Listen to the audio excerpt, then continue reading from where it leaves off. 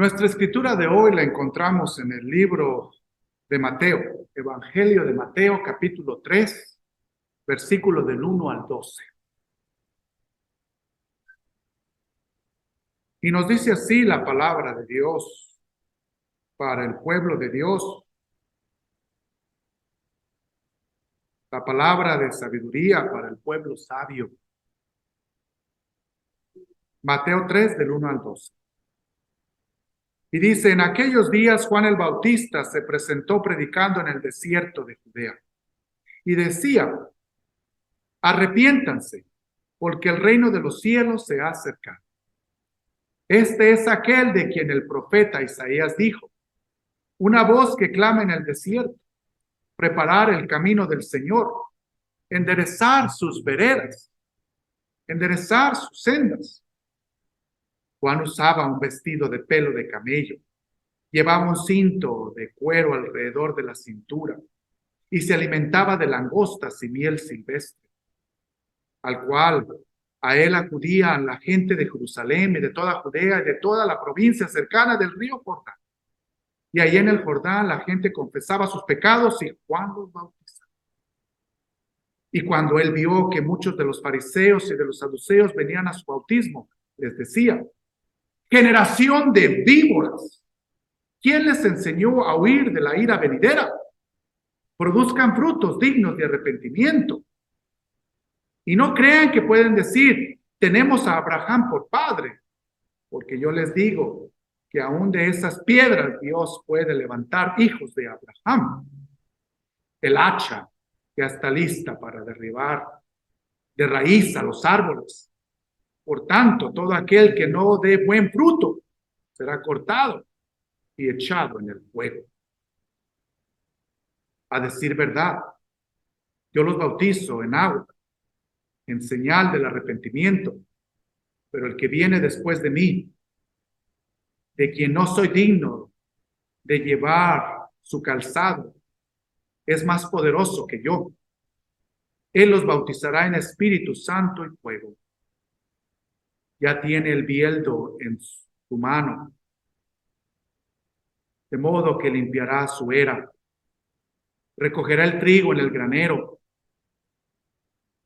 y quemará la paja en un fuego que nunca se apagará. Palabras sabias para gente sabia. Yo creo que todos en este mundo hemos venido a hacer camino, a preparar el camino para algo mejor. Todos hemos nacido para eso. Donde quiera que la persona haya nacido. Yo creo que esa es la misión de cada uno como ser humano.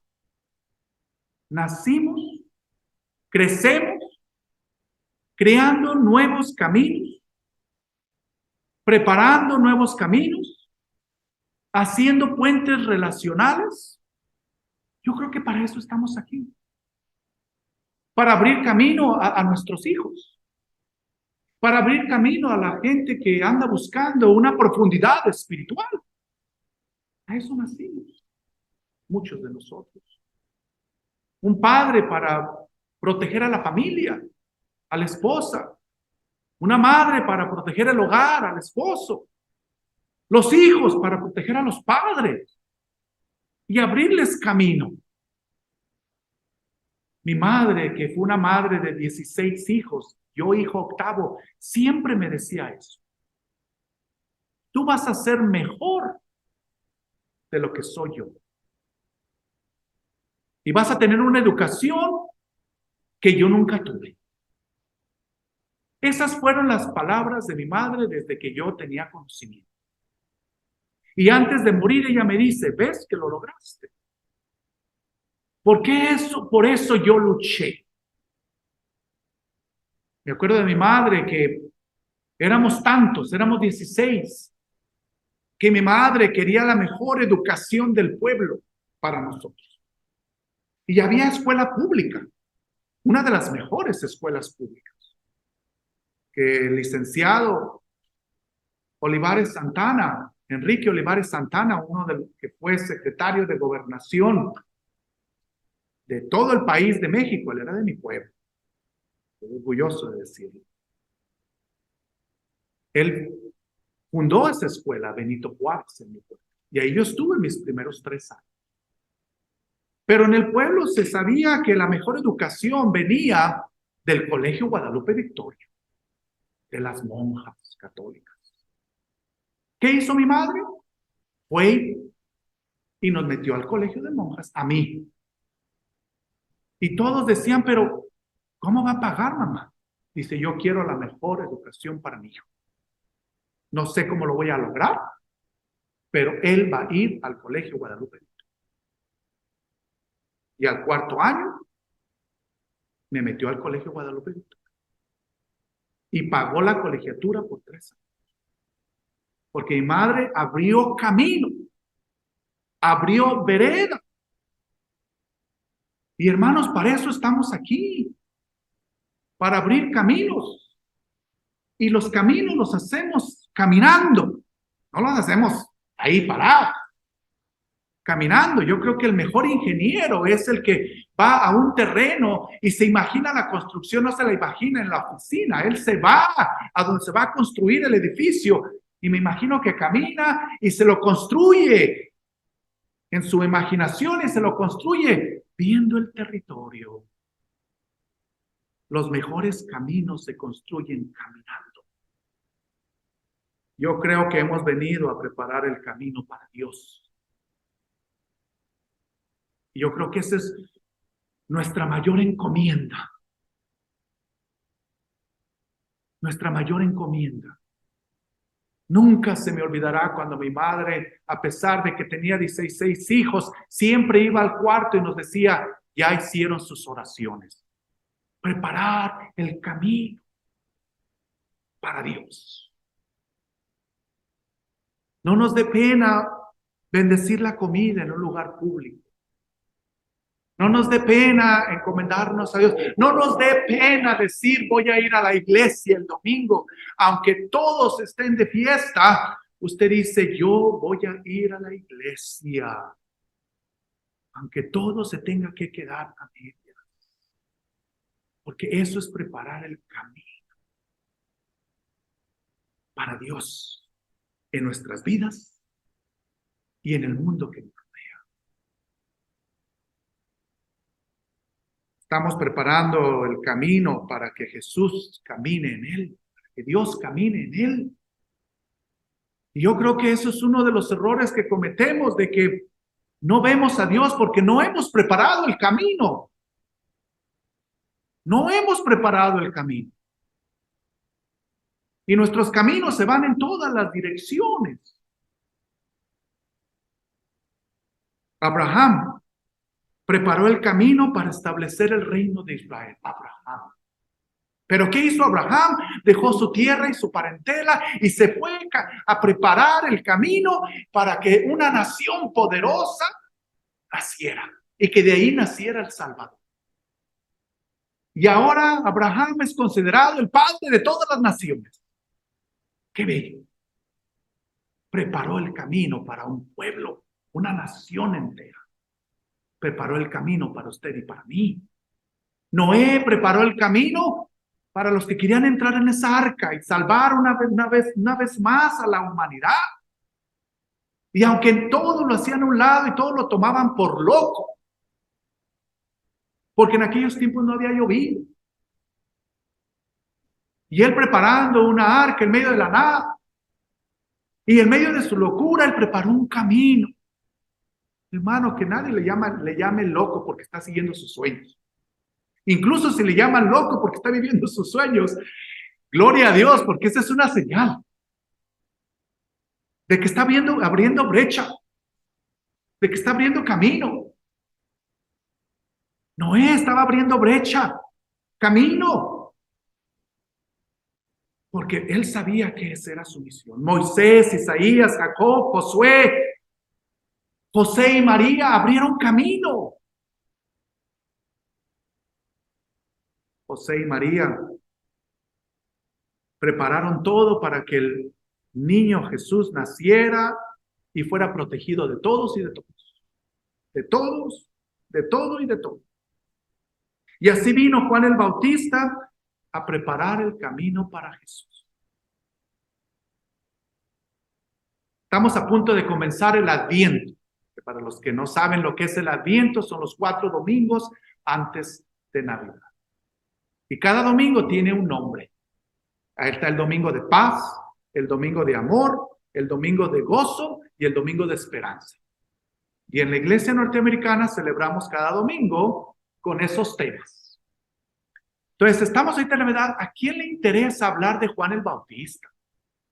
Estamos en medio de regalos, en medio de poner el arbolito de Navidad. ¿A quién se le ocurre hablar de Juan el Bautista? Pero déjenme decirle que yo me llevo con esta escritura, se lee en todo el mundo el siguiente domingo, porque yo predico a través del leccionario. Yo no selecciono las escrituras con no, para mí ya están 3 años, ya están las escrituras que voy a predicar cada domingo. Me gusta, porque de 4 escrituras yo selecciono una. Y hoy seleccioné esta. Y es lo que el Espíritu Santo me inspira. Yo las leo, las 4 escrituras. Son 2 del Antiguo Testamento, una del Evangelio y una epístola. Y cuando las leo todas, digo, Señor, ¿cuál es lo que quiere que predique? Y ahí es donde el Espíritu Santo obra y selecciona las escrituras. Y aquí vemos que esta escritura, pues no es muy apropiada, podríamos decir, para tiempo de Adviento, para tiempo de Navidad. Pero yo creo que Dios estaba inspirando a la gente que seleccionó estas escrituras cientos de años atrás, la importancia que se necesitaba esta escritura para el día de hoy y durante esta época de Adviento, antes de Navidad. ¿Saben por qué? Dele gracias a los pastores. Y espero que llame a su pastor, me llame a mí. Y a los que nos escuchan, que llamen a sus pastores, y les den gracias por los cultos que preparan, por las celebraciones que preparan, por las actividades que preparan. Porque los cultos, los domingos, las actividades, las celebraciones, verdaderamente nos llaman a dejar de estar tan ocupados, a detenernos.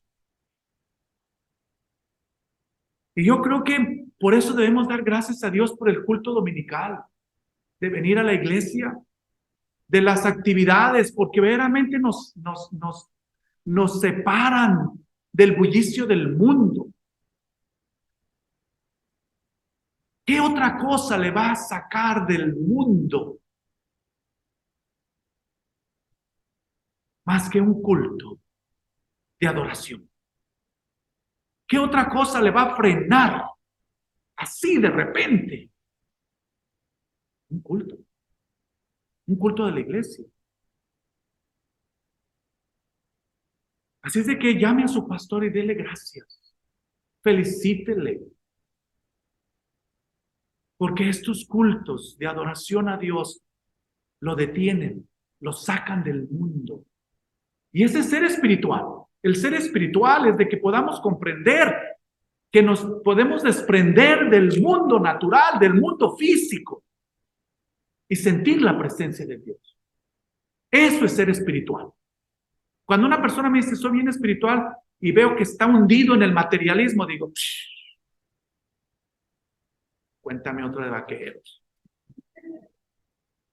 Cuando alguien me dice, soy espiritual y solamente está peleándose y viendo la maldad de este mundo, digo, saca la pistola. Eso no es ser espiritual. Ser espiritual es la persona, se puede desprender del mundo natural, del mundo físico, y sentir la presencia del Señor de tal manera que le transporta a lugares celestiales, como lo dice la misma Escritura.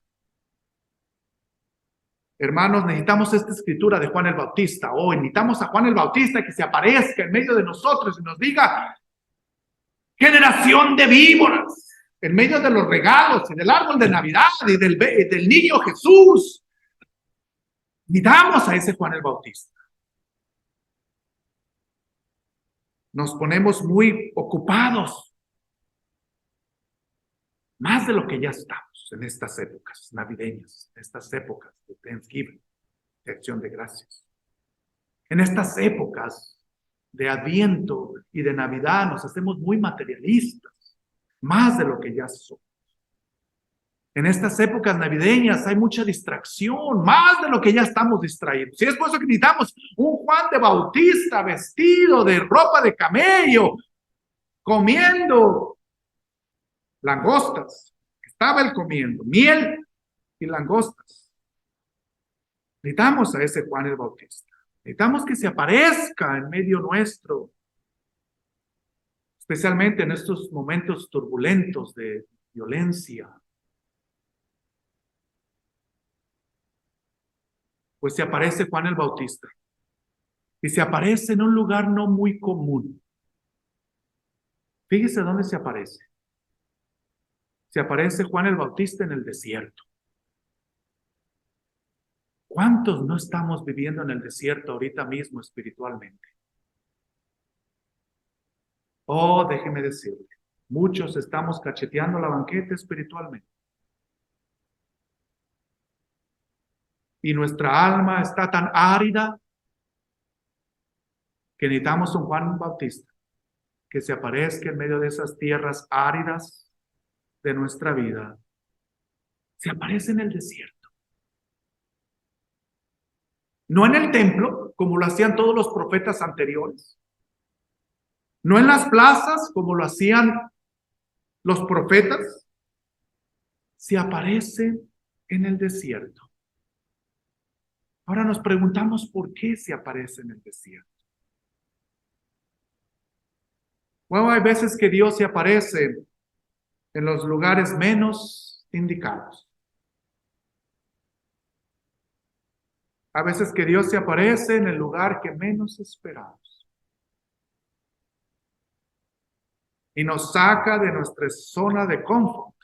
Y nos dice que Dios, tú no debes de estar aquí. Tú no te debes de aparecer aquí. Ahí Dios se aparece. ¿Y saben de dónde Dios más se aparece? Escúchelo bien. Ojo. Dios se aparece donde no hay nada. Donde ya no se siente nada. Donde ya no palpita nada. Es por eso que Juan el Bautista estaba en el desierto donde no hay nada. Y a nosotros los que vivimos aquí en Arizona, nos vamos al desierto y ahí no hay nada. No hay nada. No hay nada. Y ahí es donde Dios se aparece. Y ahí es donde Dios se quiere aparecer. Y ahí es donde Dios se manifiesta, donde llegamos a ese momento y decimos, ya no hay nada más que tú. Ya no hay nada más que tú, oh Dios.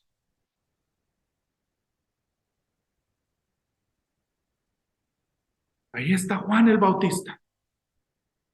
No tenía nada en el desierto más que a Dios.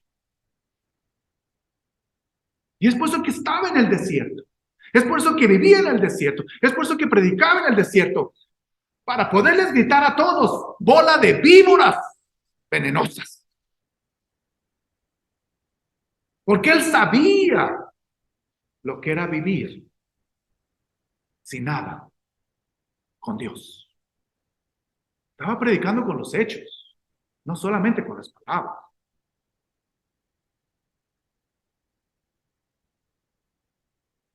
Él creía firmemente en la providencia de Dios.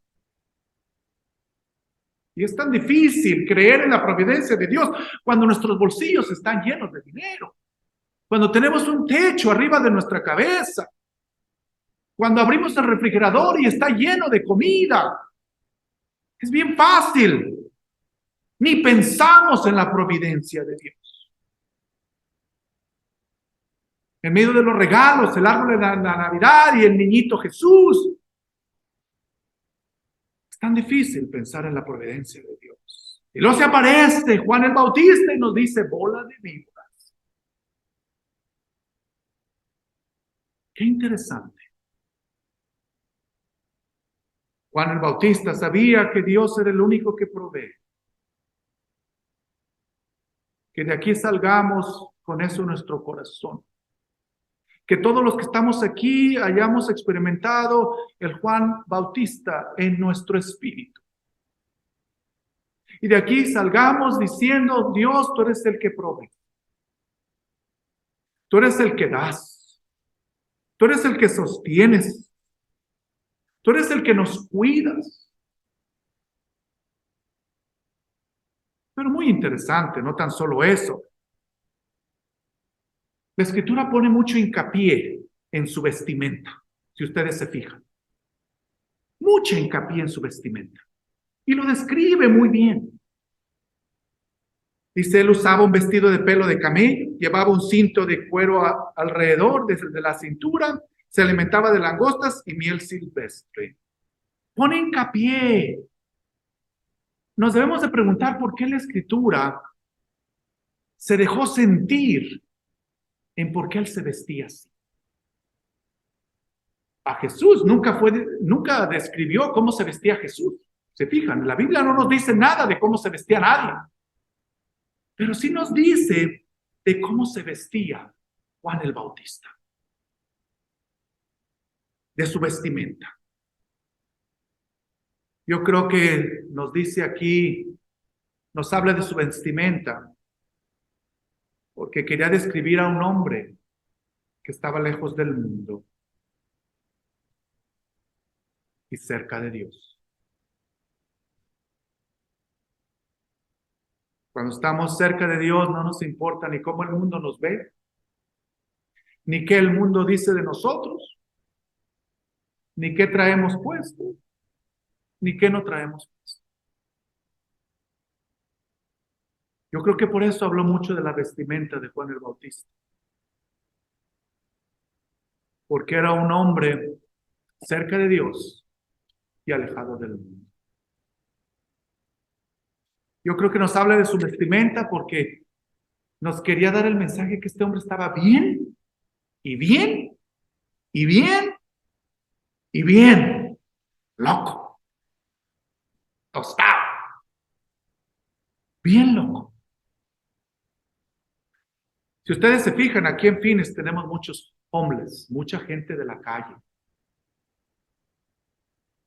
Yo me quedo observándolos y a veces que me da pena observarlos. Pero si ustedes los observan, los ojos de uno se le abren mucho. Hay gente que está horas parada en el mismo lugar porque su enfermedad mental no los deja moverse. Ayer que estaba haciendo tanto frío, andaba un hombre caminando solamente en calzoncillo, sin zapatos.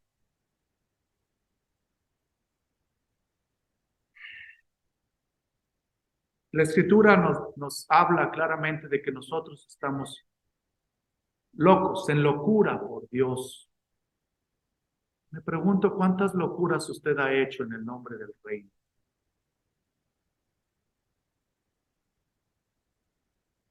¿Cuántas cosas usted ha hecho que son tan locas? A mí me dicen loco. ¿Qué está haciendo en la iglesia norteamericana? ¿Qué está haciendo en templo? Oh, cada rato escucho que estoy. Me pregunto, ¿por qué no te han llamado loco, loca, por las cosas de Dios? Es tiempo ver a mucho loco ahorita mismo por el reino.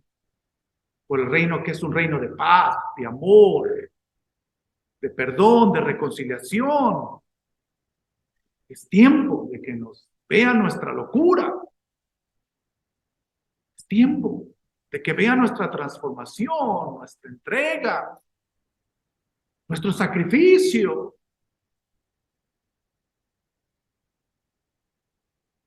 Es tiempo de llenar este templo de locos y locas.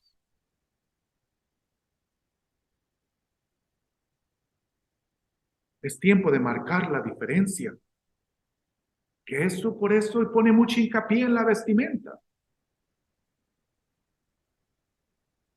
Porque era un hombre que marcó la diferencia. Otra de las cosas que podemos observar en esta escritura es de que Juan el Bautista era bien popular. Se fijan que venía gente de toda la región, de todos lados, venían a verlo.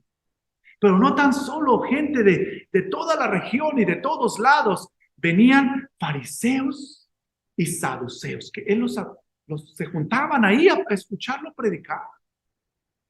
Y no tan solo venían de diferentes lugares de la región y venían saduceos y fariseos, sino que venían al desierto.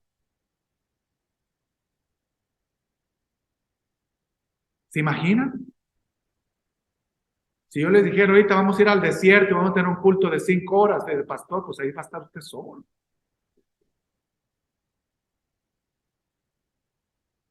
Pero lo seguían, era popular.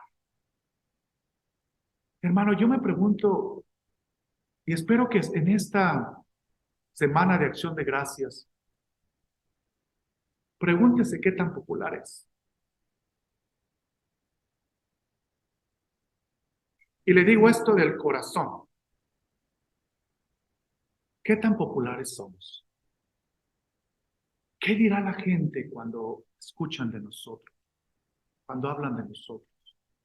Juan el Bautista era bien popular. Lo respetaban, lo amaban. Me imagino que había gente que lo criticaba, pero era popular. Y yo creo que tenemos que examinarnos nosotros, a ver qué tan populares somos. ¿Y qué clase de popularidad tenemos? Juan el Bautista era popular. Todos querían estar con él, escucharlo.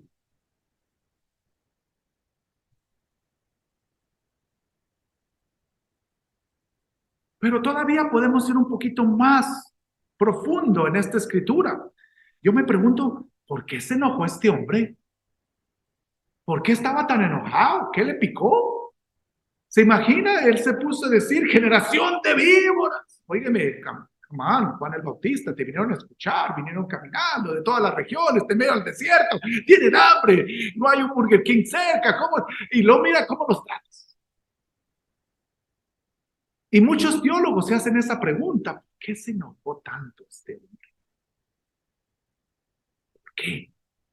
Pero yo no creo que era tanto el enojo, sino que él tenía tanta pasión y tenía un mensaje fuerte. Hermanos, los pastores ya no tenemos mensajes fuertes. No queremos lastimar a nadie. No queremos que se enoje y se vaya de la iglesia. Si predico un sermón pesado o fuerte, no me va a dar el diezmo.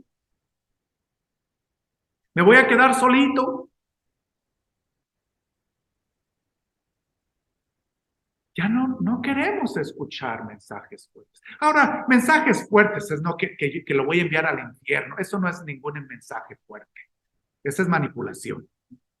Ok, así es de que este no es mensaje fuerte. Ok. Mensaje fuerte es cuando odia y sigue odiando. Cuando juzga y sigue juzgando. Cuando no ama. Cuando no perdona. Cuando no es pacífico. Y no predicamos en contra de ello. Entonces es un mensaje el débil. Y aquí, Juan el Bautista tenía un mensaje fuerte. Cambien, cambien. Y ustedes me han visto aquí que yo le he dicho a personas que han venido a esta congregación que sé que viven en odio, yo les digo, mejor no vengas, quédate en tu casa viendo la novela. Juan el Bautista dice, cambien, den fruto, porque el hacha está lista. Es un mensaje fuerte.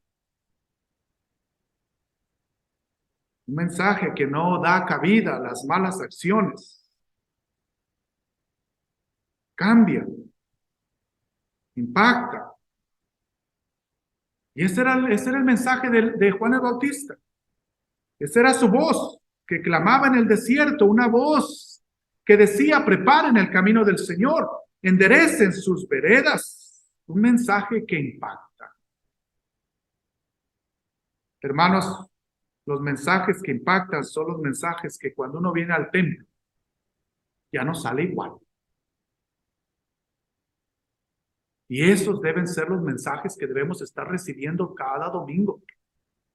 Porque si yo lo veo llorando todos los domingos en el altar, mejor séquese sus lágrimas en otro lado. Porque eso de llorar todos los domingos, qué chiste. De pedir un domingo vengas bailando y otro domingo llorando. Así le varía un poco. Necesitamos escuchar esos mensajes que verdaderamente al salir de aquí podamos ser mejores hombres y mujeres. Pero por último, describe a Jesús. Pero el que viene después de mí, de quien no soy digno de llevar su calzado, es más poderoso que yo. Él los bautizará en Espíritu Santo y fuego. No fuego del infierno, ¿ok? Este es fuego santo. El fuego santo solamente quema las cosas malas, ¿sabían? Separa, y este es todo el contexto, separa el trigo de la paja. Es por eso que viene con el yelmo para, no sé si lo dije correcto, el bieldo, y separa la paja del trigo. Y aquí lo menciona también.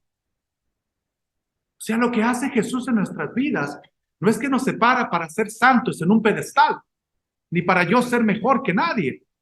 Cuando Jesús viene, nos separa para cosas amorosas, justas, nos separa para hacer el bien, nos separa para crear un mundo mejor, nos separa para que seamos personas de justicia. Para eso el Señor nos separa. O sea que es un fuego que nos trae juicio para mejorar nuestra actitud, nuestras vidas y nos da esperanza.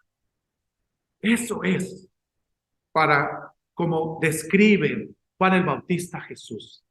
Él viene a darte todo lo que necesitas para tener una vida plena. A eso viene Jesús. A separarnos para darnos una vida plena. Juan el Bautista llevó a la gente de su tiempo al desierto. Ojalá que la iglesia de ahora en adelante nos lleve al desierto.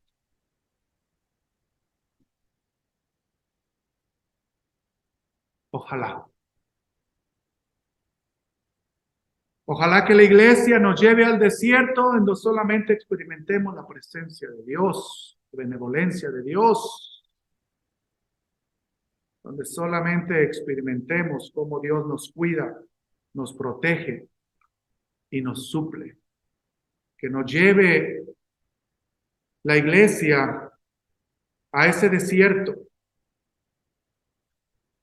en donde Dios va a suplir todo lo que necesitamos. Me pregunto a dónde te lleva templo todos los domingos. Si ustedes se fijan, Dios no esperó venir a este mundo cuando todo estaba listo. Dios va a venir, estés listo o no. Dios no esperó el momento perfecto para venir a tu vida o venir a este mundo. Dios va a venir, sea el momento perfecto para ti. Dios no vino cuando la necesidad estaba profunda en ti. Él va a venir, sea la necesidad profunda o no lo sea. Me pregunto a dónde te lleva la iglesia cada domingo. Que te lleve a donde está Juan el Bautista.